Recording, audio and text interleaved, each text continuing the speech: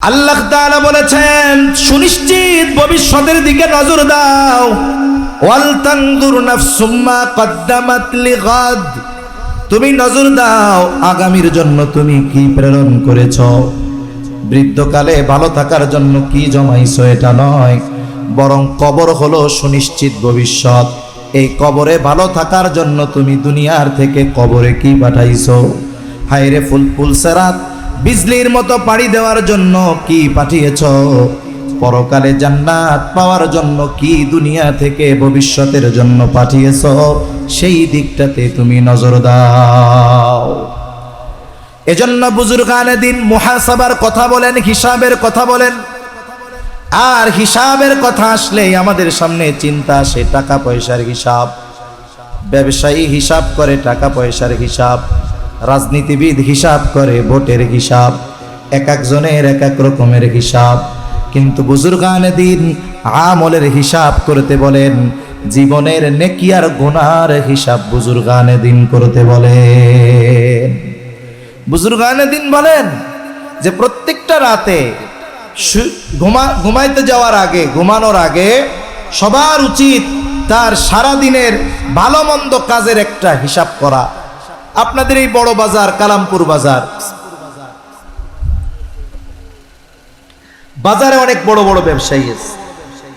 অধিকাংশ প্রসিদ্ধ ব্যবসায়ী যারা দীর্ঘদিন সুনামের সাথে ব্যবসা করতেছে, এই ধরনের ব্যবসায়ীরা কিছু রুলস ফলো করে, কিছু নিয়ম নীতি মেনে চলে, যার কারণে তারা দেখা যায় সহজে লস খায় না। মার্কেট বা বাজার বন্ধ হবে 10টায়, উনি দোকান বন্ধ করে দেয় 9টায় দোকান বন্ধ। দোকানের মধ্যে বসে কি করে বলে, কয়েক ধরনের হিসাব করে। 1 নাম্বার হিসাব করে আজকে বেচা কেনা কত হলো। 2 নাম্বার হিসাব করে আজকে কত টাকার মাল জিনিস কিনলাম। 3 নাম্বার হিসাব করে আজকে বাকি কত গেল। এই 3টা হিসাব অভিজ্ঞ দোকানদারেরা করে, ব্যবসায়ীরা করে। কারণ এই 3 হিসাবের মাধ্যমে আজকের ব্যবসায় তার লাভ কত সেটা সে বের করে ফেলে। যে ব্যবসা করে সেই ব্যবসার কত বিক্রয় হলে কত লাভ, এই হিসাব কম বেশি হলেও ওই অভিজ্ঞ ব্যবসায়ীর জানা থাকে। হয়তো 19-20 হতে পারে। যে সিমেন্টের ব্যবসা করে তার হিসাব আছে যে আমার 10 লক্ষ টাকা বিক্রয় হলে কত টাকা লাভ হবে, আছে না নাই? যারা মুদি দোকানদার দীর্ঘদিন ব্যবসা করে, জিজ্ঞাসা করবেন আপনার যেই প্রোডাক্ট পণ্য এগুলো যদি 1 লাখ টাকার বিক্রয় হয় আপনার লাভ কত হবে, সে যা বলবে হয়তো 19-20 হতে পারে। এখন হিসাব করে আজকের বেচা কেনা নগদ 1 লাখ অথবা 80,000 বা 70,000, বাকি 30,000। তার হিসাব হলো 1 লক্ষ টাকা বিক্রয় হলে আমার 20,000 টাকা লাভ হবে। এখন তার নগদ আর বাকি মিলে 1 লক্ষ বিক্রয় হয়েছে ঠিক, কিন্তু 30,000 বাকি। বলেন তো আজকের দিনের লাভ তার কাছে আছে? জোরে বলেন না, আছে? তার মূলধন থেকে মানুষের কাছে কত হাজার গেছে? 10,000। এই গতিতে যদি 1 মাস ব্যবসা চলে তাহলে মোটামুটি ব্যবসা শেষ হয়ে যাওয়ার উপক্রম হবে। এখন ব্যবসায়ী এই হিসাবের পরে একটা সিদ্ধান্তে উপনীত হতে পারে। কি সিদ্ধান্ত? তার কর্মচারী যারা থাকে এদেরকে সে সতর্ক করে দেয়, সাবধান, আগামীকাল থেকে যদি আমার বাবাও বাকি চায় বাকি দিবা না। আমার নগদ বাকি মিলায়া 1 লক্ষ টাকা বিক্রয় কেনা বেচা করার দরকার নাই, আমি 50,000 বিক্রয় করব, নগদে বিক্রয় করব।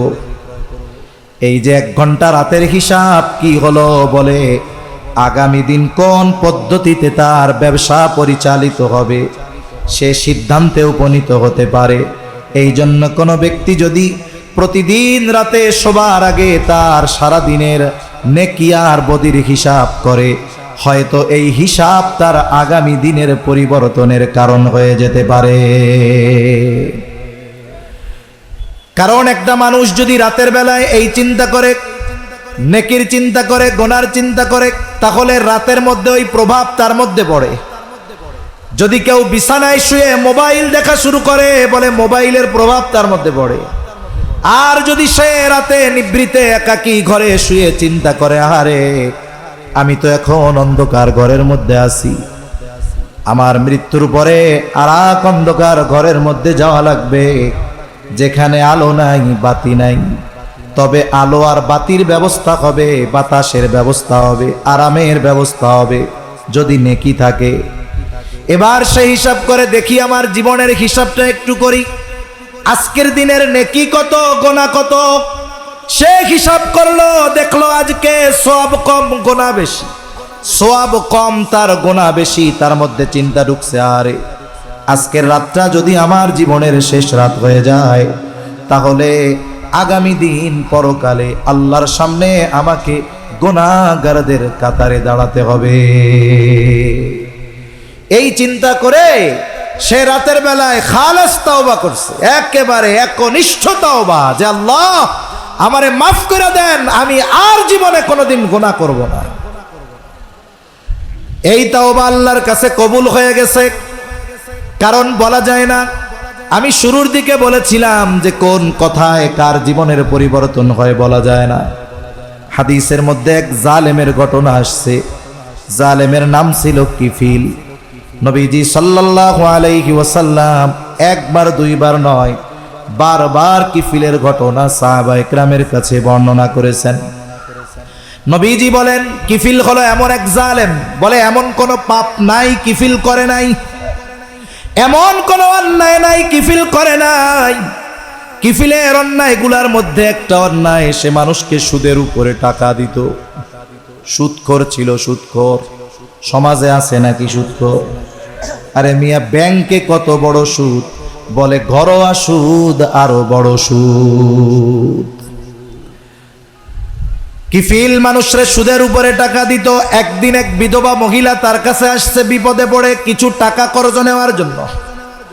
বলে যারা সুদি কারবারি করে এরা মানুষ বিপদে পড়লে কর্জ দেয় না, কেউ যদি সুদে চাইতে যায় মুঠ ভইরা দিয়া দেয়, কিন্তু বিপদে পড়ে যদি 500 টাকা ধারও চায় তাও দেয় না। ওই মহিলা গিয়া বলে, কিফিল আমারে কিছু টাকা দাও, কর্জ দাও, ধার দাও, আমি বিপদে পড়েছি। কিফিল বলে, না আমি কাউরে টাকা ধার দেই না, টাকা যদি লাগে সুদে নাও। মহিলা বলে, কিফিল সুদ দেওয়ার মতো সামর্থ্য যদি আমার থাকতো তাইলে তোমার কাছে সাহায্যের জন্য আসতাম নাকি।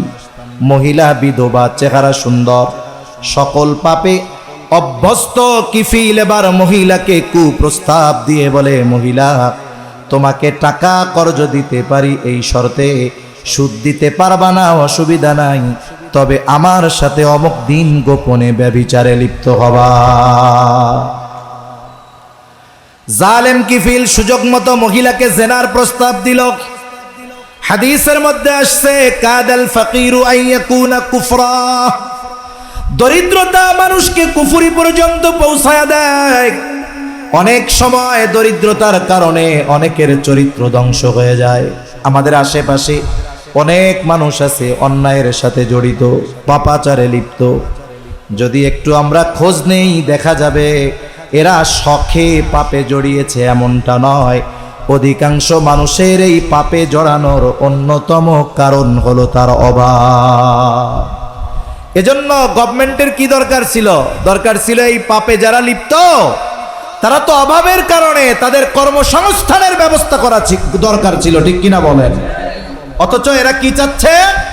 এরা চাচ্ছে পতিতাবৃত্তিকে বৈধতা দিয়ে এটাকে কর্ম হিসাবে বৈধতা দেওয়া।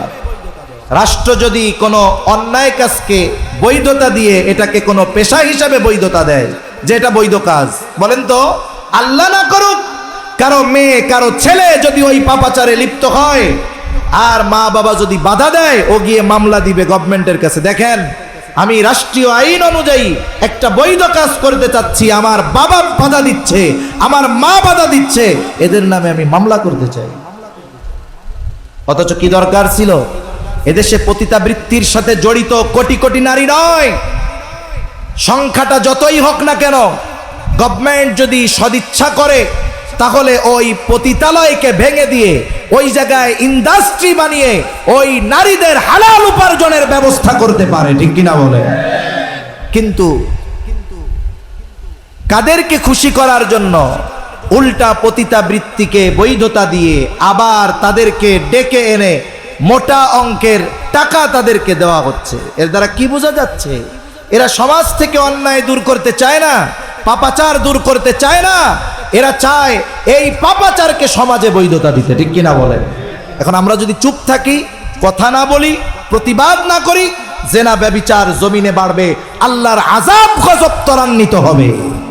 আর যখন আযাব আসবে কেউ বাঁচবে না। নবীজি সাল্লাল্লাহু আলাইহি ওয়াসাল্লাম আযাব সম্পৃক্ত লম্বা এক হাদিস, লাস্টে সাহাবায়ে কেরাম বলতেছে, যায় আমাদের মধ্যে নেককাররা থাকবে, এরপরেও ধ্বংস হয়ে যাব, এরপরেও ধ্বংস হয়ে যাব, নেককাররা থাকার পরেও আমরা ধ্বংস হয়ে যাব। বলে হ্যাঁ, যখন পাপের আধিক্যতা বাড়বে, পাপ বেড়ে যাবে, আল্লাহ যদি গোসা হয়ে যায়, যদি আযাব গজব দেয়, ওই সমাজের মুত্তাকি বান্দারাও ছাড় পাবে না। এজন্য সাবধান, পাপাচারের ব্যাপারে আমাদের ঐক্যবদ্ধ হতে হবে।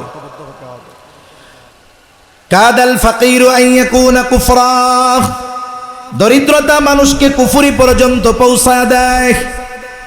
এইবার ওই মহিলা তার প্রয়োজনের কাছে হার মেনে গেল, কিফিলের শর্তে রাজি হয়ে গেল। নির্ধারিত দিন নির্ধারিত জায়গায় কিফিল হাজির। হাদিসের মধ্যে আসছে একেবারে জেনার নিকটবর্তী। মহিলা কান্না করে আর থরথর করে কাঁপে। কিফিল গেছে মজা করার জন্য, আর মহিলা কান্না করে আর কাঁপে। কিফিল বলে, মহিলা কান্না করো কেন? আমি কি তোমাকে জোর করেছি নাকি, বাধ্য করেছি নাকি? কান্না করো কেন? মহিলা বলে, কিফিল কান্না করি আল্লাহর ভয়, আমি কোনোদিন এই পাপের সাথে লিপ্ত হই নাই, তবে আজকে কেন রাজি হয়েছো? বলে, আমার অভাব, আমার তো ভয় হয় যদি তোমার সাথে জেনা করার পরে মারা যাই, আল্লাহ তাআলার সামনে আমাকে একজন ব্যভিচারিণী হিসেবে উপস্থিত হওয়া লাগবে, আমি আল্লাহর ভয়ে কান্না করি। কিফিল এই কথাটা কিফিলের কান দিয়ে হৃদয় পর্যন্ত পৌঁছায় গেল। কিফিল বলে, সত্যই তুমি আল্লাহর ভয়ে কান্না করো? বলে, হ্যাঁ। কোনোদিন এই পাপাচারে লিপ্ত হও নাই? বলে, না, হই নাই। এবার কিফিল ওই অবস্থা থেকে উঠে গেছে। কিফিল উঠে গেছে, ওঠার সময় মহিলারে 60 দিরহাম কর্জ দিয়েছিল। বলে, মহিলা যাও, এটা তোমাকে সদকা করে দিলাম, আর শুনে নাও, আজকে থেকে আমি আর কোনো পাপাচারে লিপ্ত হব না। খালেস তওবা করে কিফিল বাড়িতে চলে গেছে। ঘটনাক্রমে রাতের বেলায় কিফিল মারা গেছে। কিফিল যে তওবা করেছে, কিফিলের তওবা যে কবুল হয়েছে, দুনিয়ার কেউ জানে না, কিন্তু জানেন যিনি, তিনি কে। কিফিলের তওবা কবুল হয়ে গেছে, কিফিল মারা গেছে। মানুষেরা আনন্দিত যে হায় এক জালেম মরছে, ভালো হয়েছে, জালেমের মৃত্যু হয়েছে, ভালো হয়েছে, মানুষেরা আনন্দিত। কিন্তু আল্লাহ তাআলা কিফিলের দরজায় লিখে দিয়েছেন, আল্লাহ তাআলা কিফিলকে ক্ষমা করে দিয়েছে। তোমরা কিফিলকে পাপী বলো না, কিফিল জান্নাতের বাসিন্দা হয়ে গেছে। আল্লাহ তাআলা কিফিলরে মাফ করে দিয়েছে। তাহলে একটা কথা, একটা চিন্তা, একটা মানুষের গতিপথ জাহান্নাম থেকে জান্নাতের দিকে নিয়ে আসতে পারে। ঠিক কিনা বলেন? হতে পারে হয়তো এই যুবক রাতের বেলা আল্লাহর কাছে খালেস তওবা করেছে, আল্লাহ আমি আর আগামী দিন থেকে কোনো পাপে জড়াবো না, গোনাহ করব না, হায় আল্লাহ আপনি আমারে মাফ করে দেন। দুনিয়ার কেউ শোনে নাই, কিন্তু শুনছে কে? খালেস তওবা করেছে আল্লাহর জন্য, তওবা কবুল। নবীজি বলেন, আত্তাইবু মিনাজ যামবি কামাল্লা যামবালা, যে খালেস ভাবে তওবা করলো সে কেমন যেন কোনো গুনাহ করে নাই, একেবারে নিষ্পাপ হয়ে যায়। ঘটনাক্রমে ওই ব্যক্তির জীবনের শেষ রাত যদি এটা শেষ রাত হয়, তাহলে কিয়ামতের দিন আল্লাহর সামনে আমল নামায় গুনাহ মুক্ত হয়ে সে উপস্থিত হবে। এজন্য আমরা আমাদের রাতের এই হিসাবকে গুরুত্ব দিব, যে আমার আজকে দিনের ভালো কাজ কত, আজকে দিনের মন্দ কাজ কত। যদি অভ্যস্ত হই কি হবে? বলে, প্রথম দিনের হিসাবে দেখা যাবে গুনাহ বেশি, সওয়াব কম। পরের দিন হয়তো হবে সমান সমান, এর পরের দিন দেখা যাবে গুনাহ কমছে, সওয়াব বেড়েছে। ধারাবাহিকতা যদি ঠিক থাকে, এমন দিন সে অতিবাহিত করবে, রাতের বেলা হিসাব করতে যাবে কবিরা গোনা বহুদূর, তার সগীরা গোনাও খুঁজে পাবে না। কইতে পারেন সগীরা গোনা খুঁজে পাবো না হুজুর, এটা কোনো কথা কইলেন? কারণ হাদিসের মধ্যে আসছে এক নামাজ থেকে আর এক নামাজ, যে ব্যক্তি ফজর পড়ছে যখন সে জোহর পড়ে, ফজর থেকে নিয়ে জোহর পর্যন্ত সগীরা গুনাহগুলো মাফ হয়ে যায়। সুবহানাল্লাহ। নেককার আল্লাহর বান্দা, সে তো এশার নামাজ পড়ে টিভি দেখবে না, মোবাইল দেখবে না, সে গিয়ে খাওয়া দাওয়া করে শুয়ে পড়বে, গুনাহ করার কোনো সুযোগ নাই, আল্লাহর কাছে মাফ চাইবে, গুনার হিসাব করবে। কবিরা গুনাহ সারা দিনে হয় নাই, সগীরা গুনাহও ওই যে এক নামাজের পরে আর এক নামাজ, সগীরা গুনাহ মাফ হয়ে যায়। মূলত তার আমল নামায় ওই দিন সগীরা গুনাহগুলাও আল্লাহর পক্ষ থেকে ক্ষমা হয়ে যাবে। সুবহানাল্লাহ। এটাই তাকওয়ার জীবন, এটাই মুত্তাকি। তাহলে দুইটা পদ্ধতি আমরা জানছি কোরআন থেকে। এক নাম্বার পদ্ধতি, আল্লাহ তাআলা বলেন ওয়াকুনু মাস সাদিকিন, সত্যবাদীদের সঙ্গী হয়ে যাও। দুই নাম্বার পদ্ধতি, তুমি আগামীর জন্য তথা পরকালের জন্য কি প্রেরণ করছো এটার ব্যাপারে একটু হিসাব করো, নজর দাও। এই দুইটা বিষয়ই থাক, আরো অনেকগুলো বিষয় আছে। তাহলে নবীজির উপদেশের দিকে আমরা ফিরে যাই। নবীজি আবু যর রাদিয়াল্লাহু তাআলা আনহুকে এক নম্বরে বললেন, ইয়া আবু যর ইত্তাকিল্লাহা হাইসুমা কুনতা, তুমি যেখানেই থাকো না কেন ভয় করবা কাকে? বলেন তো, পৃথিবীতে এমন কোন জায়গা আছে যেই জায়গায় গিয়ে যদি আমি আপনি পাপ করি আল্লাহ দেখবে না? দেখবে? এমন জায়গা আছে দুনিয়ায়? হযরত লোকমান আলাইহিস সালাম তার সন্তানকে অনেকগুলো উপদেশ দিয়েছে। এর মধ্যে একটা উপদেশ, ইয়া বুনাইয়া ইন্নাহা ইন তাকু মিসকালা হাববাতিন মিন খারদালিন ফাতাকুন ফি সখরাতিন আও ফিস সামাওয়াতি আও ফিল আরদ ইয়াতি বিহাল্লাহ। সন্তানকে বলতেছে, হে আমার সন্তান, ইয়া বুনাইয়া ইন্নাহা, হা দ্বারা উদ্দেশ্য তোমার ওই কৃত পাপ, ইন তাকু মিসকালা হাববাতিন মিন খারদাল, সেটা যদি কোনো সরিষা দানা পরিমাণ হয়, ফাতাকুন ফি সখরা আও ফিস সামাওয়াতি আও ফিল আরদ, আর তুমি যদি ওই সরিষা দানা পাপটা কোনো পাথরের মধ্যে করো, পাথর। এই আয়াতের তাফসিরে আনাস রাদিয়াল্লাহু তাআলা আনহু থেকে বর্ণিত একটা হাদিস আসছে। নবীজি বলেন, কোন ব্যক্তি যদি এমন কোন পাথরের মধ্যে গিয়া কোনো পাপ করে, কেমন পাথর? বলে যেই পাথরের দরজা নাই, যেই পাথরের জানালা নাই। বলেন তো, দরজা জানালা যদি না থাকে ঢোকা যাবে নাকি? ওই অসম্ভবকে সম্ভব করে কেউ যদি দরজা জানালা বিহীন কোনো পাথরের মধ্যে কোনো আমল করে, ওই আমলটা যদি সরিষা দানা পরিমাণ হয়, ওই আমলটা কিয়ামতের দিন যিনি হাজির করবেন তিনি কে? হযরত লোকমান বলেন, ফাতাকুন ফি সখরা, ওই সরিষা দানা পরিমাণ পাপটা যদি তুমি পাথরের মধ্যেও করো, আও ফিস সামাওয়াত, যদি আসমানেও করো, আও ফিল আরদ, জমিনেও যদি করো, ইয়াতি বিহাল্লাহ, ওই পাপ সহ তোমাকে যিনি হাজির করবেন তিনি কে? কারণ আল্লাহ শুধু পাপীকে হাজির করবে তা না, কিয়ামতের দিন আমার আপনার কৃত কর্মগুলাকেও আল্লাহ তাআলা হাজির করবে। তাহলে এই চিন্তা যদি কোনো ব্যক্তির মধ্যে থাকে যে আমি পৃথিবীর যেখানেই যাই না কেন, যাই করি না কেন, দুনিয়ার সব ফাঁকি দেওয়া সম্ভব, আহকামুল হাকিমিনকে ফাঁকি দেওয়া সম্ভব নয়, এই চিন্তা যার মধ্যে সব সময় আছে, বলে তার জন্য গোনা করা কঠিন হবে। দোকানদার যদি হয়, ওজনে কম দেওয়া কঠিন হবে, সয়াবিনের সাথে পাম অয়েল মেশানো কঠিন হবে, 3 নম্বর মালকে 1 নম্বর বলে বিক্রয় করা কঠিন হবে। ঠিক কিনা বলেন? যেহেতু বণিক ভাইদের মাহফিল, জানার দরকার এই ব্যবসা এটা শুধু পয়সা উপার্জনের মাধ্যম নয়, সত্যবাদী আমানতদার ব্যবসায়ীর জন্য এই দুইটা গুণ দরকার। যদি ইমানদার হয়, সত্যবাদী আমানতদার ব্যবসায়ী কাদের সাথে থাকবে? মান নবিয়িন, নবীদের সাথে থাকবে, সিদ্দিকিনদের সাথে থাকবে, শহীদদের সাথে থাকবে, নেককার বান্দাদের সাথে তাদের অবস্থান হবে।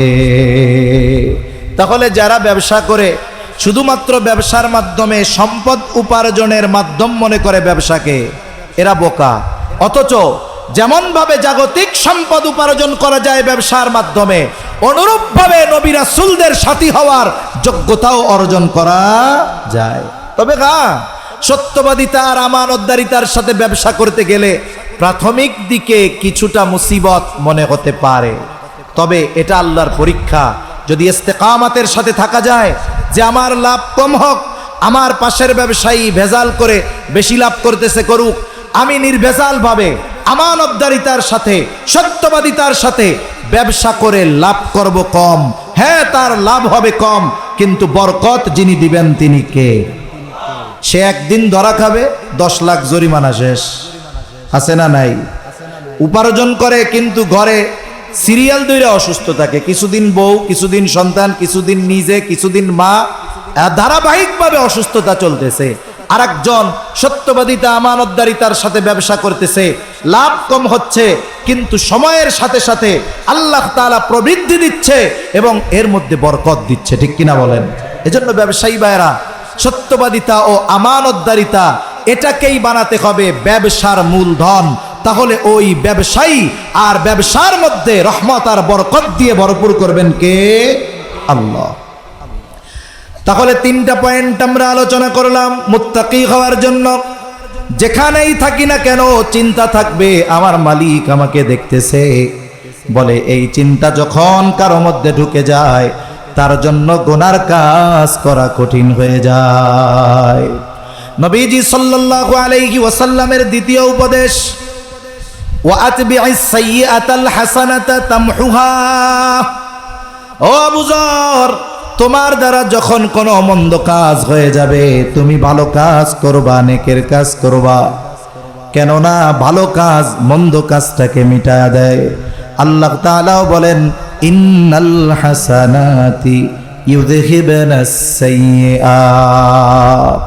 ভালো কাজ মন্দ কাজকে মিটায়া দেয়, তবে মন্দ কাজটা যেমন মুসার জন্য ভালো কাজটা ওই পরিমাণের হতে হবে। এখন একজন করেছে কবিরা গুনাহ, আর একজন বান্দার হক নষ্ট করে ফেলছে। এখন ও যদি 1000 দানার তসবিহ একটা নিয়ে কয় আস্তাগফিরুল্লাহ আস্তাগফিরুল্লাহ, আল্লাহ আমারে মাফ করে দেন, বলেন তো বান্দার হক আদায় না করা পর্যন্ত তার তাওবা আল্লাহ কবুল করবে নাকি?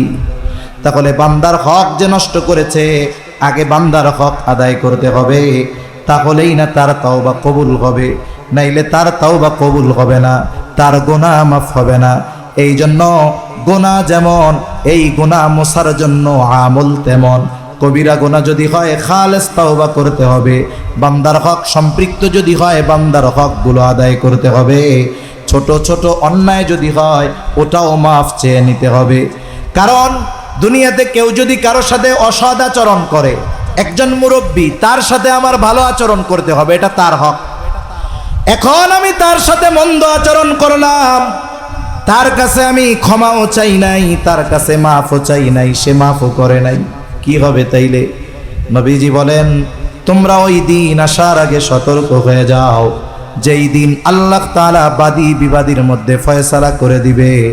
যদি দুনিয়াতে কেউ কাউকে কথার দ্বারাও একটা কষ্ট দিয়ে থাকো মাফ চেয়ে নাও, কারণ ওই বিষয়টার ফয়সালাও কিয়ামতের দিন যিনি করবেন তিনি কে? এজন্য যত ছোট মন্দ কাজ হোক আমরা মাফ চেয়ে নিব, যার সাথে হবে তার সাথে।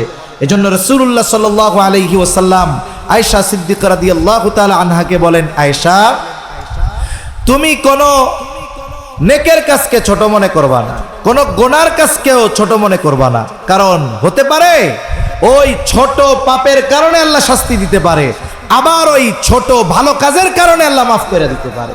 প্রসিদ্ধ ঘটনা আমরা সবাই কম বেশি জানি। একজন দুশ্চরিত্রা নারী, সে একটা পিপাসিত কুকুরকে পানি পান করাইছে, ভালো কাজ, আল্লাহর কাছে পছন্দ হয়েছে। নবীজি বলেন এই কারণে আল্লাহ তাআলা তাকে মাফ করে দিবে। আরেকজন মহিলা, সে একটা বিড়ালকে বেঁধে রাখছে, খাবারও দেয় না ছেড়েও দেয় না, বিড়ালটা মারা গেছে। নবীজি সাল্লাল্লাহু আলাইহি ওয়াসাল্লাম বলেন কিয়ামতের দিন এই কারণে আল্লাহ তাআলা তাকে শাস্তি দিবে। এজন্য আমার আপনার দ্বারা যদি কবিরা গুনাহ হয়, তাহলে কবিরা গুনাহ মোছার ওষুধ হলো তাওবা। একজনের সাথে খারাপ আচরণ হয়েছে, তার কাছ থেকে ক্ষমা চাওয়া, এই ধরনের পাপ যেমন তার পাপ থেকে মুক্তি বা নাজাত বা তাওবার পদ্ধতি তেমন। এজন্য আমার আপনার দ্বারা যদি কখনো পাপ হয়ে যায়, অন্যায় হয়ে যায়, তাওবার ক্ষেত্রে কারো সাথে যদি খারাপ আচরণ হয়ে যায়, ক্ষমা চাওয়ার ক্ষেত্রে আমরা কখনো বিলম্ব করব না। হয়তো আজ রাতে আমার দ্বারা গুনাহ হয়েছে, আজ রাতে আমার দ্বারা কথার দ্বারা কেউ কষ্ট পেয়েছে, আগামী দিন ক্ষমা পাওয়ার সুযোগ পাবো কি পাবো না এর কোনো নিশ্চয়তা নাই। তাহলে নবীজি সাল্লাল্লাহু আলাইহি ওয়াসাল্লাম দ্বিতীয় উপদেশ দিলেন, ও আবু যর, তোমার দ্বারা যদি কখনো অন্যায় কাজ হয়ে যায়, তুমি ভালো কাজ করবা, নেকের কাজ করবা। কেন? তামহুহা, ওই ভালো কাজ মন্দ কাজটাকে মিটায়া দেয়।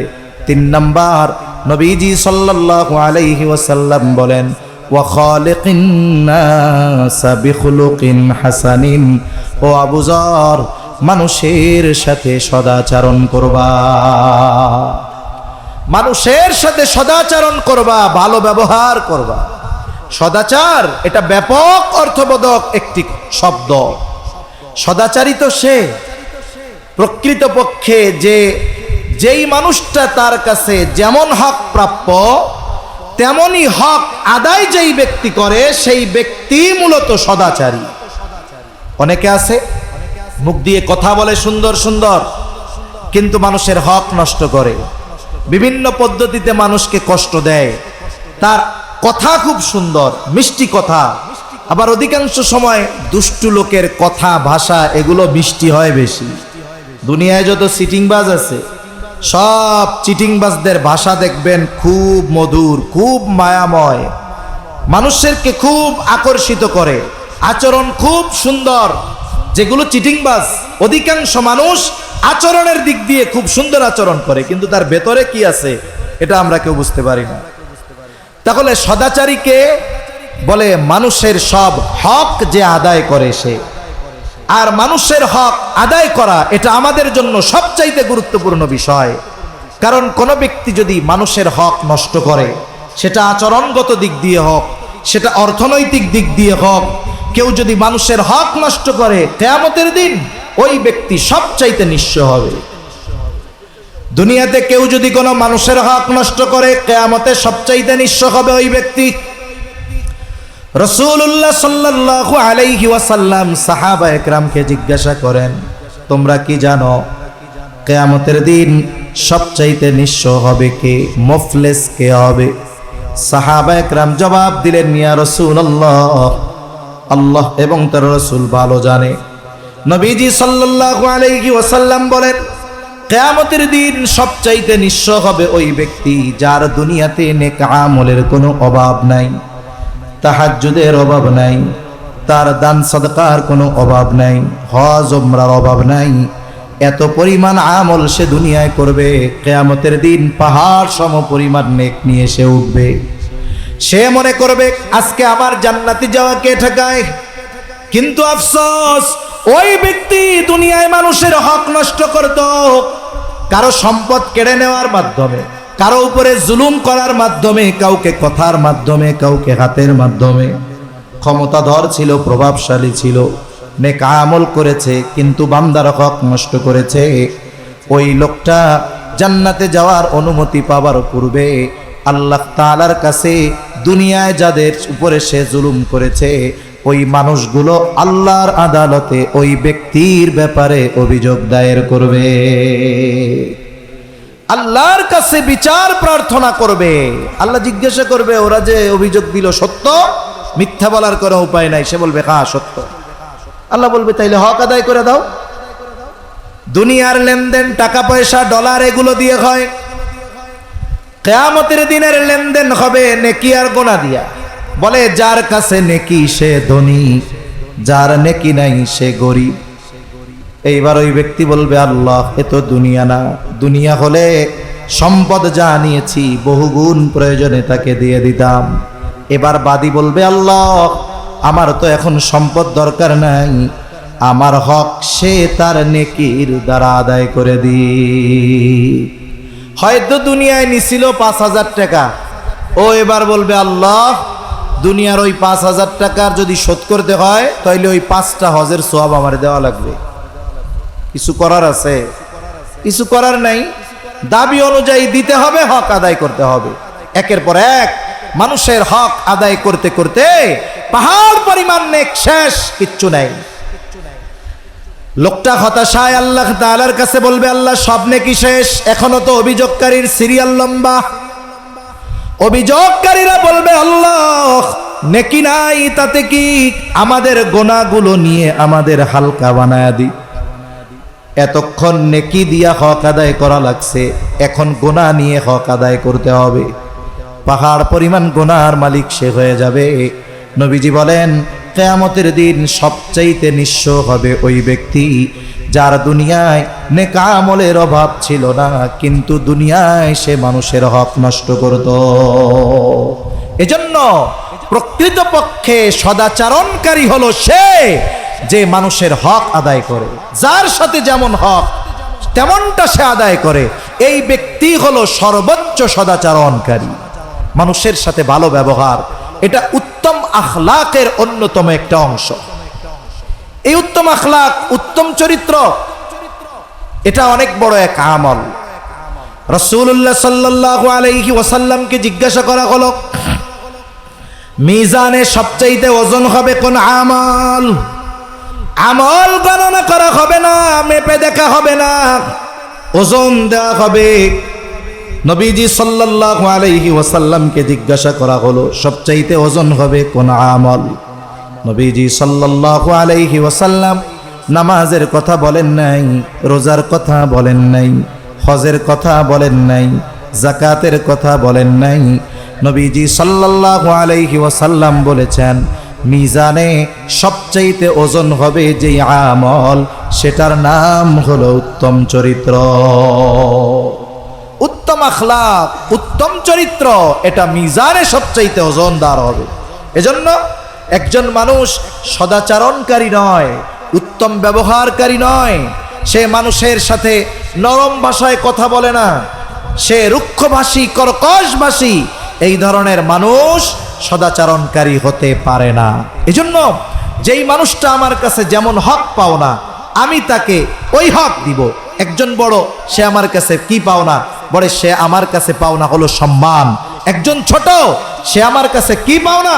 বলে সে আমার কাছে পাওনা হলো স্নেহ। রাসূলুল্লাহ সাল্লাল্লাহু আলাইহি ওয়াসাল্লাম বলেন, মাল্লাম ইয়ারহাম সাগীরানা ওয়া লাম ইউক্কির কাবীরানা ফালাইসা মিন্না।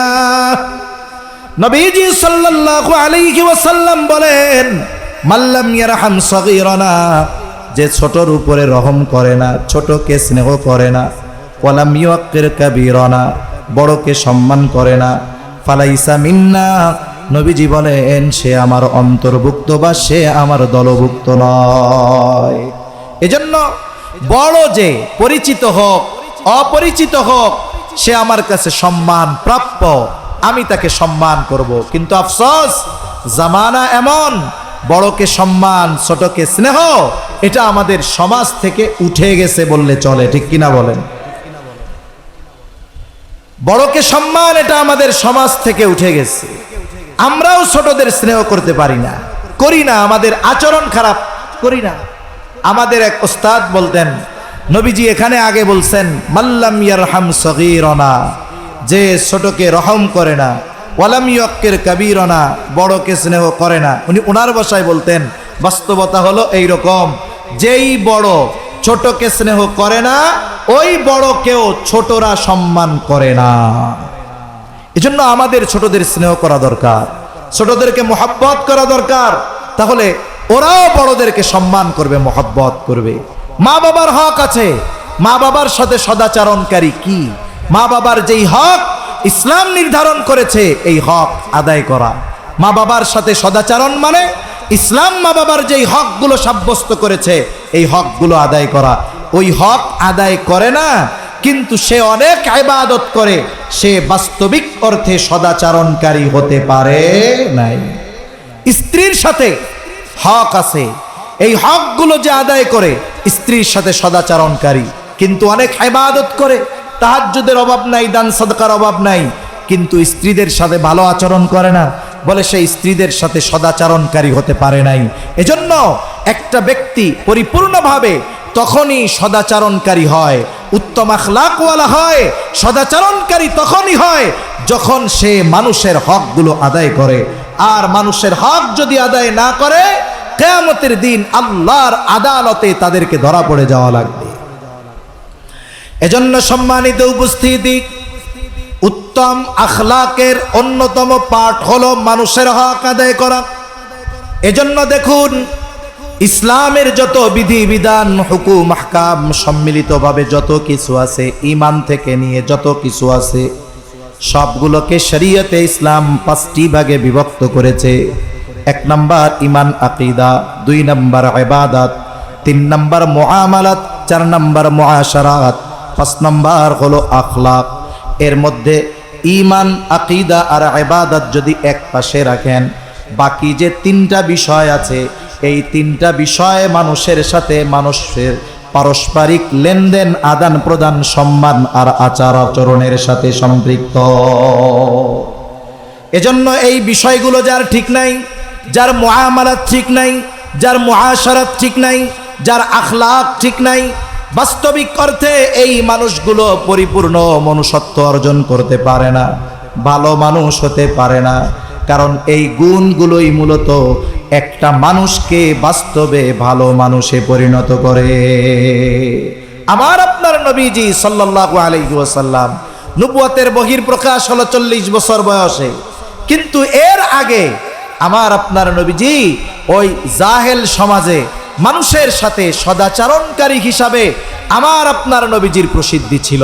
আমার আপনার নবীজির উপাধি কাফেররা দিয়েছিল আল আমিন। আমার আপনার নবীজির উপাধি কাফেররা দিয়েছিল as-সাদিক। তিনি মানুষের সাথে এতটা সদাচরণকারী ছিলেন, মানুষের সাথে মুআমালাতের ব্যাপারে এতটা সচেতন ছিলেন, যেই কাফেররা নবীজিকে হত্যার অপচেষ্টা করেছে, ওই কাফেরদের আমানতের সামগ্রী তাদের কাছে পৌঁছানোর ব্যবস্থা না হওয়া পর্যন্ত আমার আপনার নবী মদিনার দিকে সফর শুরু করেন নাই। অথচ আমরা সেই নবীর উম্মত। আমাদের আচার আচরণের অবস্থা কি? আমাদের আচার আচরণ তো আর একজন মুসলিম ভাইয়ের সাথে পর্যন্ত ভালো নয়। আমরা মনে করি ইবাদত যত বেশি করব আমি তত আল্লাহর কাছে প্রিয় হব। না না, রাসূলুল্লাহ সাল্লাল্লাহু আলাইহি ওয়াসাল্লামের কাছে 2 জন মহিলার অবস্থা পেশ করা হলো। একজনের ব্যাপারে বলা হলো, ইয়া রাসূলুল্লাহ সাল্লাল্লাহু আলাইহি ওয়াসাল্লাম, একজন মহিলা এমন কোনো আমল নাই যে সে করে না, একটা নফলও সে ছেড়ে দেয় না। সে তাহাজ্জুদ, আওয়াবিন, ইশরাক যত নামাজ আছে সব পড়ে, আইয়াম বিজের রোজা রাখে, সোমবার বৃহস্পতিবার রোজা রাখে, দান সদকা করে। এক কথায় আমলের কোনো অভাব নাই। তবে একটা জিনিস, সে তার প্রতিবেশীর সাথে খারাপ আচরণ করে। আর একজনের ব্যাপারে বলা হলো, ইয়া রাসূলুল্লাহ সাল্লাল্লাহু আলাইহি ওয়াসাল্লাম, আরেকজন মহিলা যেটা না করলেই নয়, শুধু সেটাই করে। তার মানে ফরজ, ওয়াজিব, সুন্নাতে মুআক্কাদা, যেগুলো না করলে পাপ হবে, গুনাহ হবে, শুধুমাত্র এগুলোই করে, আর তেমন ইবাদত করে না। কিন্তু তার প্রতিবেশীর সাথে সে সদাচরণ করে, ভালো ব্যবহার করে, প্রতিবেশীর হক আদায় করে। ইয়া রাসূলুল্লাহ, এই 2 মহিলার মধ্যে কোন মহিলা উত্তম? নবীজি ওই ইবাদত বেশি করে তার কথা বলেন নাই, বরং নবীজি বললেন, যেই মহিলা প্রতিবেশীর সাথে সদাচরণ করে ওই মহিলা হলো উত্তম মহিলা, ওই মহিলা উত্তম। তাহলে উত্তম নবীজির কাছে হওয়ার জন্য ইবাদত বেশি হয় নাই, বরং ভালো আচরণ, হক আদায় করার মাধ্যমে সে উত্তম মানুষ বলে বিবেচিত হয়েছে। এজন্য আমরাও আমাদের অপর মুসলমান ভাইয়ের সাথে ভালো আচরণ করব। আচরণ সবার সাথে ভালো, অমুসলিমদের সাথেও ভালো, খাস করে মুসলমানদের সাথে আমাদের আচরণ সর্বোচ্চ ভালো হতে হবে। নবীজি সাল্লাল্লাহু আলাইহি ওয়াসাল্লাম বলেন, আল মুসলিমু মান সালিমাল মুসলিমুনা মিন লিসানিহি ওয়া ইয়াদি।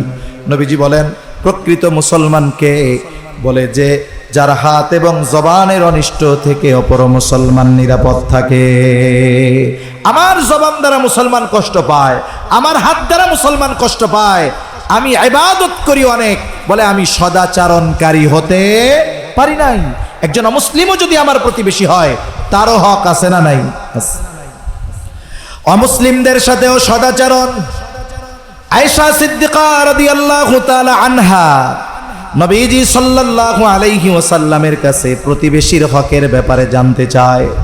বলে, ইয়া রাসূলুল্লাহ, আমার দুইজন প্রতিবেশী, একজন মুসলিম আর একজন ইহুদি।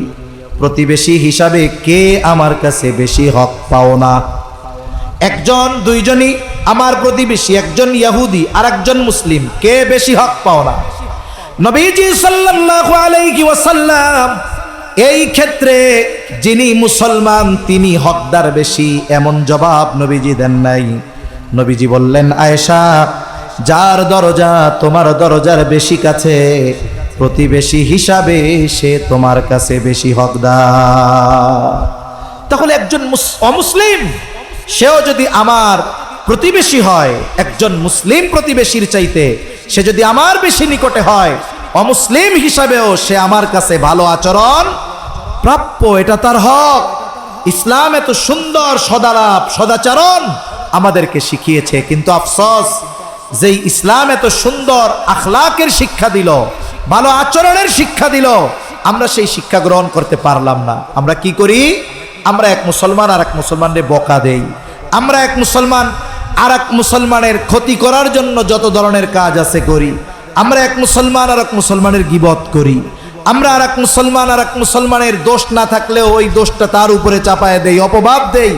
অথচ একজন মুসলমানের জান, মাল, সম্মান, রক্ত সব আমার কাছে সম্মানের বস্তু থাকার কথা ছিল, ঠিক কিনা বলেন?